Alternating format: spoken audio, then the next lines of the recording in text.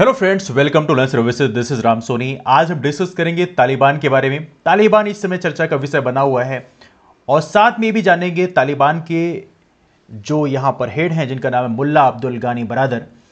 ये बन सकते हैं अफगानिस्तान के नए राष्ट्रपति। ये जानेंगे कि ये कौन है, इनकी जर्नी कैसी रही है। और सबसे महत्वपूर्ण बात है, अमेरिका की बात करें तो अमेरिका का अफगानिस्तान में लगभग 20 साल का प्रेजेंस रहा है।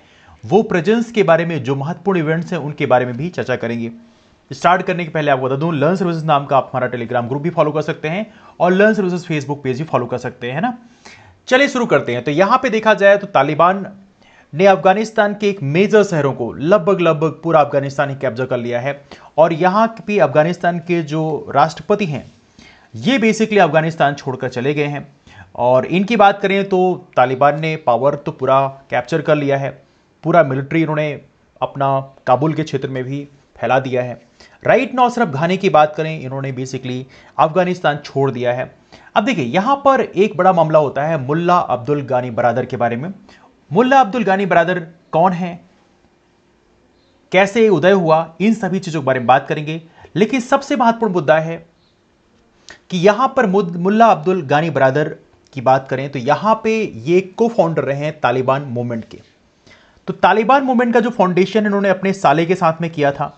और यहां पे देखें तो एज ऑफ नाउ तालिबान के सबसे पॉपुलर फेस हैं और पॉलिटिकल चीफ भी हैं। तो पॉसिबिलिटी है कि शायद तालिबान जो ग्रुप है, एक मिलिटेंट ग्रुप है, वो इन्हें अफगानिस्तान का नया राष्ट्रपति बना सकता है।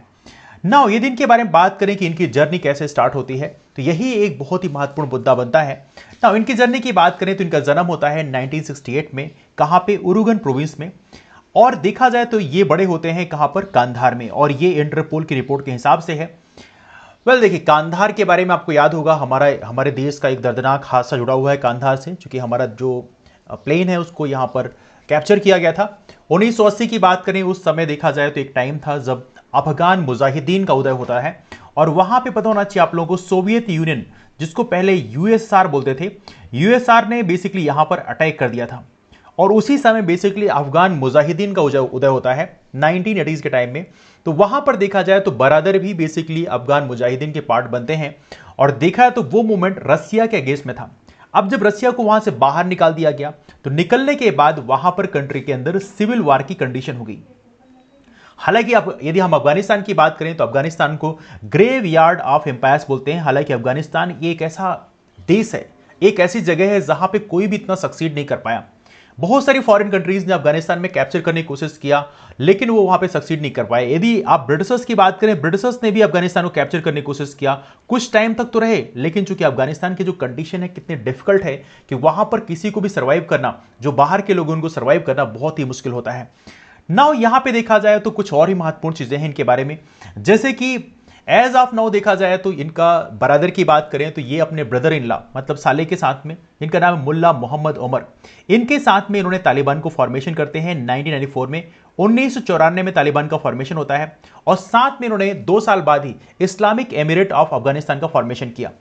नाउ अब देखा जाए तो Baradar basically as a deputy minister भी रहे हैं डिफेंस के, और उन्हें तालिबान का जो फंड है उसको मैनेज किया।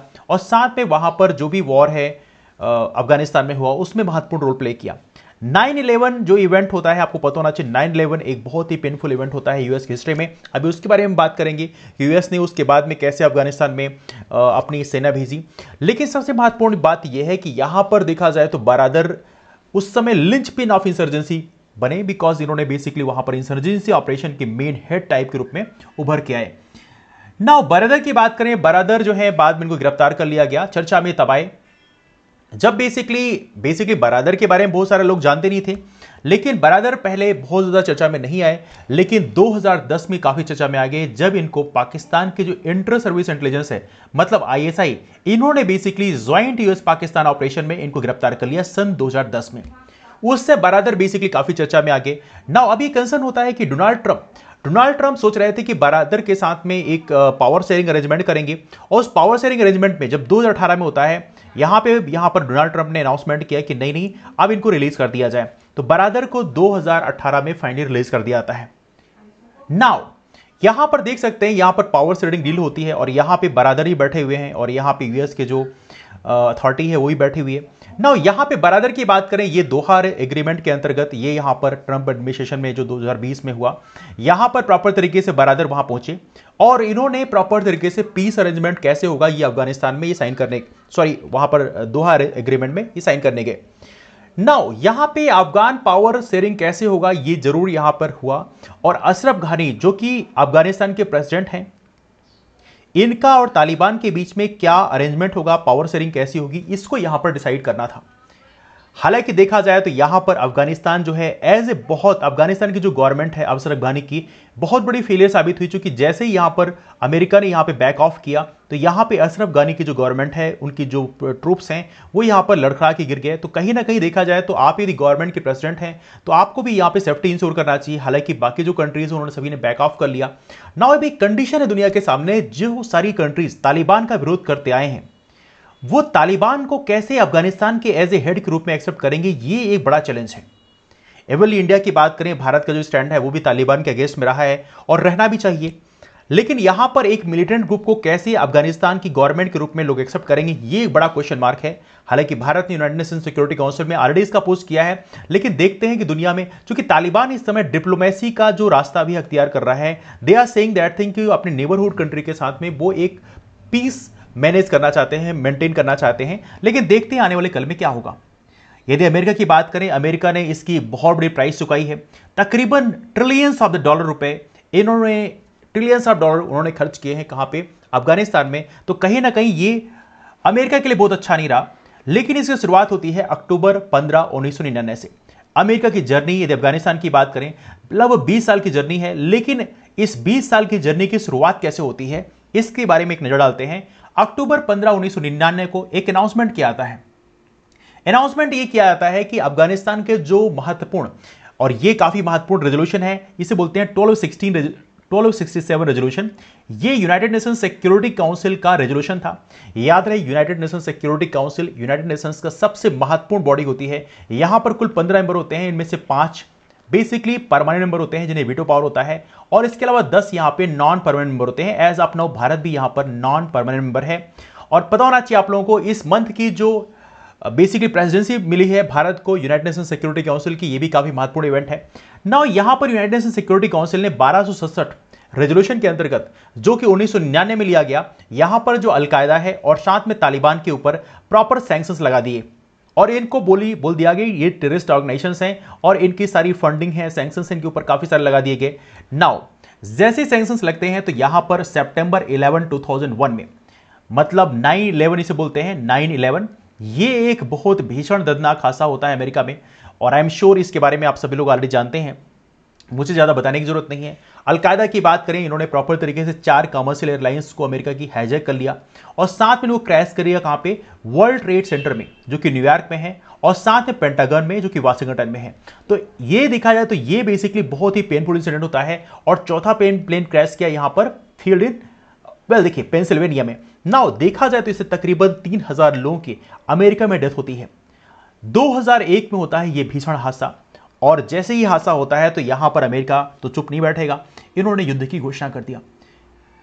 तो युद्ध की घोषणा किया तो वहां पे बेसिकली 2001 से ही अफगानिस्तान में ऑपरेशन उन्होंने स्टार्ट कर दिया ना। उसके बाद देखा है तो बहुत सारे बेसिकली प्रेसिडेंट बुश का टाइम था, उसके बाद ओबामा आते हैं।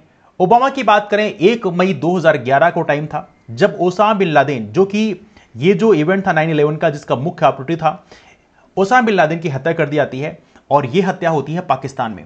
Al Qaeda leader Osama bin Laden की हत्या होती है कहां, पाकिस्तान में। और याद रखिए, यूएस की जो फोर्सेस हैं इन्होंने प्रॉपर तरीके से यहां पर एक ऑपरेशन चलाया था जो काफी एक प्रकार से कह सकते हैं काफी सिक्योर ऑपरेशन था, जिसके बारे में किसी को नहीं पता था बेसिकली। तो वहां पर फाइनली ओसामा बिन लादेन की हत्या कर दी जाती है 1 मई 2011 को। नाउ यहां पर यूएस ने फाइनली अनाउंसमेंट करता है कि हमने बहुत यहां पे टाइम अपना बर्बाद कर लिया अफगानिस्तान में, अब जो है हम यहां से लीव करेंगे। तो धीरे धीरे यूएस ने अपने जो ट्रूप्स हैं, अपनी जो आर्मी है, उसको वहां से निकालना शुरू कर दिया। तो ये प्रकार से ये कह सकते हैं ये ऑपरेशन धीरे धीरे वहां पे स्टार्ट हो गया और धीरे धीरे यूएस की जो आर्मी है वो वहां से निकाली जाने लगी। 14 अप्रैल 2021 की बात करें, यहां पर बाइडेन ने अनाउंसमेंट किया कि 9/11 के मतलब 9/11 2011 तक 2021 तक हम सारे ट्रूप्स जो हैं वो अफगानिस्तान से वापस ला लेंगे। मतलब ये एक अनाउंसमेंट था कि सारे जितने भी ट्रूप्स, यूएस के ट्रूप्स हैं, वो अब बेसिकली अफगानिस्तान में नहीं रहेंगे। और जैसे ही तालिबान को पता चलता है और तालिबान, जैसे यूएस ट्रूप की संख्या घटने लग जाती है और तालिबान यहां पे, तालिबान की जो जिज्ञासा है, तालिबान की जो चाहत है अफगानिस्तान को कब्जा करने की, वो वापस से पैदा होने लग जाती है। और इसके चलते तालिबान ने धीरे धीरे करके पूरे के पूरे अफगानिस्तान को कब्जा कर लिया। एज ऑफ नाउ काबुल जो है वो तालिबान कब्जे में है और राइट नाउ तालिबान के जो मेन लीडर हैं वो बन सकते हैं अफगानिस्तान के नए प्रेसिडेंट। देखते आने वाले कुछ दिनों में क्या होगा। तो ये रहा अफगानिस्तान के बारे में एक महत्वपूर्ण जर्नी। वीडियो कैसा लगा कमेंट करके नीचे जरूर बताइए। पसंद आया लाइक कर दीजिएगा, दोस्तों को शेयर कर दीजिएगा और हाँ, चैनल को सब्सक्राइब नहीं किया then do subscribe the channel. और इसके अलावा सुबह 7 बजे की हमारी करंट अफेयर क्लास में जरूर ज्वाइन करें, उससे आपको बहुत बेनिफिट मिलेगा। चलते मिलते हैं फिर आप लोगों से, तब तक के लिए बाय बाय, टेक केयर।